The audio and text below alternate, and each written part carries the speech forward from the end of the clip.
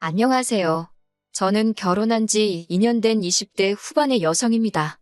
창창한 앞길에 걸리적거린다며 저더러 신우딸 데려다 키우라는 무개념 시어머니 때문에 남편과 이혼하게 되었네요. 저는 전문대를 졸업한 뒤 곧바로 취직해서 2년 정도 중소기업을 다녔습니다. 그러다 혼자 시장에서 전집을 운영하시던 어머니가 손목을 다치시게 되면서 저에게 도와줄 수 있느냐 부탁하셨고, 그러다가 이참에 가게 일을 배워보면 어떻겠냐는 제안을 받게 되었습니다. 할머니 때부터 해오던 가게라서 남에게 팔거나 정리를 하시기는 싫으시다고 하셨어요. 마침 제가 다니던 회사도 벌이가 특별히 좋다거나 비전이 썩 좋은 편이지 않았기에 저도 이참에 한번 해볼까 싶어서 전집 일에 뛰어들게 되었네요. 다른 건 몰라도 시장 안에 있어서 손님도 항상 많았던 가게 때문에 제가 지금의 남편을 만나기 전까지 제 또래의 다른 누군가처럼 연애를 한다거나 할 여유가 없었습니다. 장사 때문에 정신없는 저를 이해해준 남편과 연애를 시작하고 그 자상함에 결혼까지 하게 되었네요. 결혼 이야기가 오가면서 당연히 양가 식구들에게 서로를 소개하는 자리를 갖게 되었고, 거기서 처음으로 남편의 누나를 만났습니다. 저보단 6살이 많고 남편보다는 2살이 많은 신우는 남편 말에 의하면 집안의 기둥이라고 하더라고요. 명문대를 나와서 대기업을 다니고 있었던 미혼의 신우는 남편의 표현을 빌리자면 시부모님께 한 달에 생활비로 200만 원씩 드리는 대단한 딸이었습니다. 하지만 신우와 제 사이는 처음부터 그렇게 좋지 못했네요. 처음 남편 집에 갔던 날, 신우와 시어머니 두 분 다 빵을 좋아한다 하길래 유명한 베이커리에서 케이크를 사갔습니다. 집 안으로 들어서자 시부모님이 오는데 힘들지는 않았냐며 저를 환대해 주셨습니다. 긴장을 많이 한 상태였는데 다정히 맞아주셔서 한숨 돌릴 수 있었어요. 그렇지만 신우가 등장하자마자 분위기가 급변하더라고요. 신우는 차 타고 에어컨 쐬면서 시원하게 왔을 텐데 고생은 무슨 고생이냐며 한마디를 하더군요. 그리고는 온 가족이 모여서 서로 어색한 분위기도 풀 겸 간단한 이야기를 시작했는데 신우가 대뜸 남편한테 둘이서 수다 떨고 그럴 때 수준 차이는 안 나냐고 묻더라고요. 엄청 조심스러운 척 제 눈치를 살피면서도 제 학벌과 직업을 가지고 저를 무시하려는 의도가 다분했습니다. 저도 당하고만 있는 성격은 아니라서 시아버지께 시어머님이랑 이야기하실 때 수준 차이 같은 거 느껴지시냐고 물었습니다. 그러자 순간 찬물을 끼얹은 듯 분위기가 가라앉았어요. 시아버지가 부부 사이에 무슨 수준 차이냐고 허 웃고 넘기시더라고요. 제가 그러니까요라고 한마디 맞장구를 치니 신우가 얼굴이 벌개져선 자긴 밥 생각 없다고 방에 홀랑 들어가 버리더라고요. 결혼 후 얼마 지나지 않았을 때는 이런 일도 있었습니다. 원래 전집은 명절이 제일 바쁜데 일손을 구하기가 너무 어려워서 저뿐만 아니라 손목이 아프신 친정어머니와 이제 은퇴하신 친정아버지까지 모두 동원되어야 했어요. 게다가 저희 시댁은 차례를 지내지 않기 때문에 저는 남편에게 혹시 명절 당일날 점심 지나고 가면 안 되겠냐고 조심스레 물었어요. 다행히 남편도 장사 대목인데 그렇게 해야지라며 흔쾌히 그러자고 하더라고요. 저는 뒷말 나오지 않게 남편에게 시댁에 잘 이야기해달라고 신신당부를 했습니다. 하지만 명절 당일날이었어요. 열심히 장사를 하고 있는데 신우에게서 전화가 오더라고요. 바빠서 바로는 못 받고 1~2시간쯤 지나서 전화를 다시 걸었더니 대뜸 소리를 지르더라고요. 저더러 못 배운 티를 이렇게 낸다면서 시댁이 웃음냐고 고래고래 소리를 질러요. 황당해서 말도 안 나오는데 시어머니까지 전화를 받으시더니 저더러 천명절인데 장사가 뭐가 중요하냐고 저를 꾸중하셨습니다.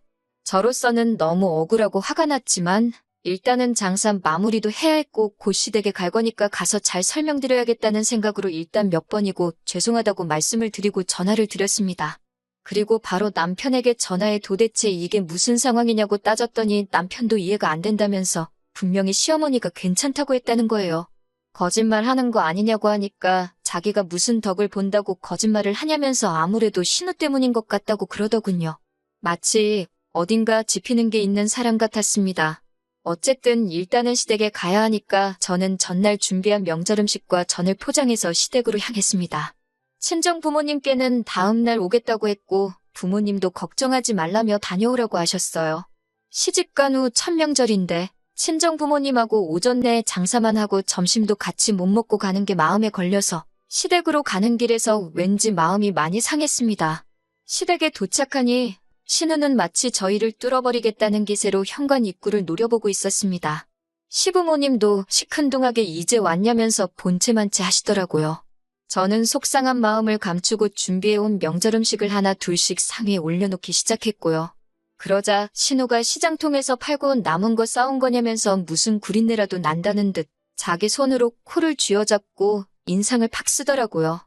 그 모습을 보는데 순간 진짜 딱 한 대 때려주고 싶었지만 차마 그럴 수는 없잖아요. 그래서 제가 그럼 드시지 마시라고 한마디 했습니다. 그리고는 시부모님께도 냄새나는 거 싫으시면 치우겠다고 하고 가지고 온 거 그대로 다시 뚜껑을 덮었습니다. 그러자 시어머니가 저를 잡아 끌고 잠깐 당신 좀 보자며 방으로 데리고 가셨어요. 저는 피곤하기도 했고 억울하기도 하고 아무런 말도 하기 싫었어요. 그런데 시어머니가 갑자기 방문을 닫으시더니 제 손을 꼭 잡고서는 속삭이는 듯한 작은 목소리로 저에게 우는 척이라도 하라면서 미안하다 하시는 거예요. 왜 이러시냐고 하니까 자기 딸이 워낙에 집 밖에 몰라서 그런다고 그냥 비위 좀 맞춰주라고 저에게 부탁을 하시더라고요. 신우 이상한 거 온 가족이 다 안다면서 속 시끄럽게 하지 말고 납작 엎드려서 지내라고 하셨습니다. 더 황당한 건 갑자기 신우 알기를 뭐로 아냐면서 네가 뭔데 늦게 오냐고 저에게 소리를 치시는 거예요. 이중인격도 아니고 한마디로 신우 눈치를 보시느라 아주 쇼를 하고 있더군요. 솔직히 말해서 시어머니가 불쌍하기도 했지만 집안이 정상이 아니다 싶었어요. 가족끼리 서로 기분 맞춰주고 배려해줄 수야 당연히 있다고 생각합니다. 하지만 시어머니의 이런 태도가 신우를 갈수록 오만방자하게 만든다는 확신이 들었습니다. 시어머니는 큰 소리를 내시면서도 동시에 저에게 그냥 분위기 좀 맞춰달라고 거의 사정을 하셨어요. 멍청한 생쇼를 한 10분 정도 하고 방문을 열고 나오니 신우가 제가 가져온 전을 뜯어먹으며 실실거리고 있더라고요. 황당하고 유치해서 어이가 없었어요. 아마 제 동생이나 친구였으면 미친모라고 욕이라도 해줬을 거예요. 남편도 미안한지 머쓱한 얼굴로 저를 쳐다보고 해서 제가 꾹 눌러 참았습니다. 말 그대로 똥이 무서워서 피하냐 더러워서 피하지 그 심정이었어요. 남편도 집에 오는 길에 미안하다면서 신우가 성격이 별난데 시부모님이 생활비를 받아 쓰시는 상황이다 보니 뭐라고 큰 소리도 못 내신다고 저더러 조금만 이해해 달라고 하더라고요. 신우의 별난 성격 덕분에 그 이후로도 몇 번 더 분위기 맞춰서 멍청한 생쇼를 해야 했었지만 그래도 시부모님과 저희 부부의 관계는 나쁘지 않았기 때문에 솔직히 이혼까지는 한 번도 생각해보지 않았습니다. 어느 가족이든 별난 인간 하나쯤은 있는 편이지 싶었고 솔직히 저는 신우만큼 시댁에 생활비를 지원할 수도 없었고 지원할 생각도 없었으니까요. 그저 나이 드신 분들이 돈 때문에 딸 눈치를 저렇게 보고 사는 게 보기 딱할 뿐이었습니다. 한 번은 시어머니가 저한테 정말 치사하고 더럽다며 하소연을 하시기도 했어요. 그래서 솔직히 뭐랄까요. 시부모님이 이해가 가기도 했고 우리는 한 팀이다 이런 생각도 했던 것 같아요. 지금 돌아보면 멍청하고 한심한 생각이었네요. 역시나 며느리는 며느리고 딸이 될 수 없었습니다. 두어 달 전 있었던 일입니다. 제가 남편과 이혼을 결심하게 된 결정적인 이유기도 했고요. 시어머니도 제가 신우랑 부딪히면 좋은 일이 없다는 걸 아셔서 최근엔 집으로 잘 안 부르셨는데 그날은 집에 좀 오라고 저에게 긴히 하실 말씀이 있다고 하셨습니다. 저는 속으로 신우가 제 흉이라도 봤나 보다 하고 크게 생각 안 하고 갔습니다. 또 그 시덥지도 않은 생쇼를 연기하는 건 이제 일도 아니었거든요. 그런데 집에 들어섰는데 신우가 웬일로 왔냐면서 저를 반겼습니다. 사람이 죽을 때가 되면 안 하던 짓을 한다더니 왜 저러나 싶어서 오히려 기분이 싸하더군요. 그렇게 저와 남편 그리고 신우와 시부모님 온 가족이 거실에 모였습니다. 평소와는 다른 분위기가 숨이 막히더라고요. 결국 제가 무슨 일로 이렇게 다 모인 거냐고 묻자 남편이 쭈뼛거리면서 일단 그동안 다 미안했다면서 이번 한 번만 더 이해해달라고 하더군요. 짜증난 제가 뜸들이지 말고 이야기를 하라고 하니 시어머니가 방에서 아이를 한 명 데리고 나오셨습니다. 4살이라는데 신우랑 완전히 똑같이 생겼더라고요. 제가 누구냐고 물으니 남편이 신우 딸이라고 하더라고요. 황당하고 어이가 없었어요. 결혼도 안 한 신우가 어떻게 이렇게 큰 딸이 있냐고 하자 신우가 갑자기 펑펑 울어버리는 거예요. 자기 이제 어떡하냐면서요. 그런 신우를 시아버지가 달랜답시고 방으로 데리고 들어갔고 저는 자세한 상황을 듣게 되었습니다. 시부모도 몰래 낳았던 딸이 있었는데 그 아빠가 사고로 세상을 떠나면서 그 가족이 애를 데리고 신우를 찾아왔답니다. 자기들은 이제 능력이 안 돼서 못 키우니까 엄마인 신우더러 알아서 하라고요. 그러면서 시부모님은 결혼도 안 한 신우가 애가 있으면 앞으로 시집도 못 가고 어쩌냐고 그러시는 거예요. 그렇다고 우리 핏줄을 어디 남한테 보낼 수도 없지 않냐면서 제 눈치를 살피시더군요. 설마 막장 드라마에서나 보던 이야기를 하시려는 건 아니겠지라는 생각이 머리에 스치는 순간 시어머니가 저를 보며 그래서 말인데 저더러 키우면 안 되겠냐 하셨습니다. 호적에 올려야 학교도 가고 한다면서 미혼인 신우 호적에 올릴 수는 없지 않냐고요. 더 화가 났던 건 남편은 이 모든 상황을 이미 알고 있었더라고요. 남편은 정말 미안하다면서 자기도 신우가 너무너무 밉고 싫지만 한 가족인데 어떡하냐고 받아줘야 하지 않겠냐고 그러더군요. 제가 잃은 신우가 쳤는데 왜 제가 뒷수습을 해야 하냐고 그러자 시어머니가 저더러 너는 잃을 게 없지 않냐고 하셨습니다. 신우는 학벌부터 직업까지 소위 엘리트 코스만 살아왔는데 그런 인생의 오점을 남겨서야 되겠냐면서요. 그 말을 듣는데 얼마나 어이가 없던지요. 남편도 시어머니 거든다고 한다는 소리가 자기는 저를 볼 때 학벌이나 직업 같은 건 하나도 신경 안 썼대요. 하지만 신우가 자기처럼 마음 넓은 남자를 만난다는 보장도 없지 않냐면서 저더러 정말 운이 좋은 여자라고 그러더군요. 도대체 무슨 개소리를 하는 거냐고 결국 제가 소리를 확 질렀습니다. 그제서야 시어머니도 본색을 드러내듯이 아니 한 가족끼리 허물이 있으면 덮어주고 그럴 수도 있는 거 아니냐면서 그럼 다 늙은 우리가 애를 키우라는 거냐고 너무한다고 그러셨습니다. 저도 이때부터는 이 집구석하고는 끝이다라는 생각이 들어서 하고 싶은 말은 닥치는 대로 퍼부었습니다.